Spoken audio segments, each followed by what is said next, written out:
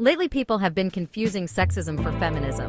Like, for example, there was a video of a woman pushing a man off a boat, and the comments flooded with them glazing the girl. And there was a video of a man tripping a woman into the ocean, and the comments were hating on him. Same goes for Sombrar and Sabrina Carpenter. Sabrina Carpenter and Sombrar both did bad things, but Sabrina didn't have that big of a hate train as Sombrar. In conclusion, if women do bad things, they won't have harsher hate than men. Anyways, micro out.